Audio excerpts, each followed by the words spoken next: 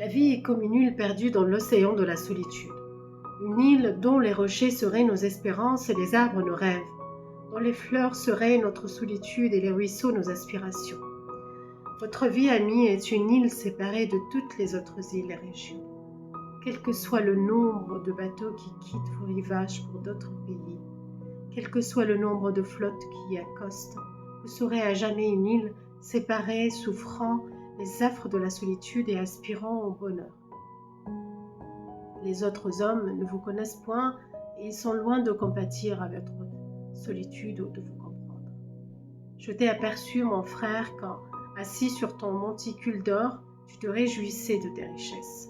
Tu étais fier de tes trésors et ancré dans la conviction que chaque poignée d'or amassée tisserait un lien invisible entre les désirs et les pensées d'autrui et les tiens propres. Dans mon imagination, tu apparaissais comme un grand conquérant, conduisant ses troupes à l'assaut des forteresses de la nuit. Mais quand à nouveau je regardais, je ne vis plus qu'un cœur solitaire se languisser derrière ses coffres d'or, qu'un oiseau affamé dans une cage dorée à la mâchoire vide. Mon frère, je t'ai vu alors que tu étais assis sur le trône de la gloire. Tout autour, le peuple t'acclamait comme sa majesté. Il chantait les louanges de tes actes et magnifiait ta sagesse. Les yeux étaient fixés sur toi comme sur un prophète, et les chants des esprits réjouis montaient jusqu'à la voûte céleste. Lorsque tu regardais tes sujets, je distinguais dans ton regard les signes du bonheur, de la puissance et du triomphe. Tu paraissais être l'âme de leur corps. Mais quand à nouveau je regardais, tu étais seul dans ta solitude. Debout près de ton trône, tu te tournais dans toutes les directions, les bras tendus, comme un exilé qui demanderait grâce et miséricorde à d'invisibles fantômes, ou qui mendierait un abri, serait-ce que celui pouvant offrir chaleur et amitié.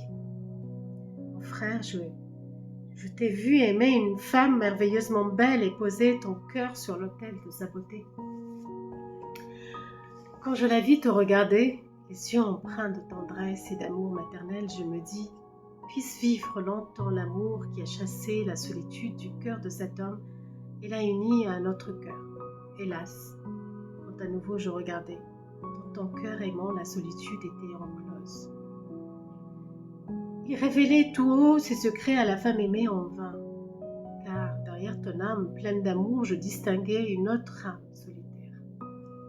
Elle ressemblait à un nuage errant que tu eusses voulu transformer en larmes coulant dans les yeux de ta bien-aimée.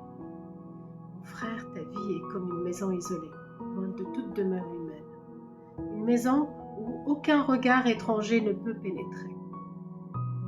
Si elle était privée de lumière, la lampe de ton voisin ne pourrait l'éclairer. Si elle était sans vivre, les gardes-manger de tes voisins ne pourraient lui en procurer. Si elle s'élevait dans le désert, tu ne pourrais la transporter dans le jardin d'autres hommes, labourée et cultivée par d'autres mains. Si elle était construite au sommet d'une montagne, tu ne pourrais la descendre dans la vallée, parcourue par le pas d'autres hommes. Mon frère, la vie de l'esprit s'écoule dans la solitude. N'y aurait-il cette solitude et cet isolement, tu ne serais point ce que tu es, ni moi ce que je suis. Sans cet isolement et cette solitude, j'arriverai à croire, en entendant ta voix, que c'est ma voix qui parle, ou en voyant ton visage, que c'est le reflet de moi-même dans un miroir.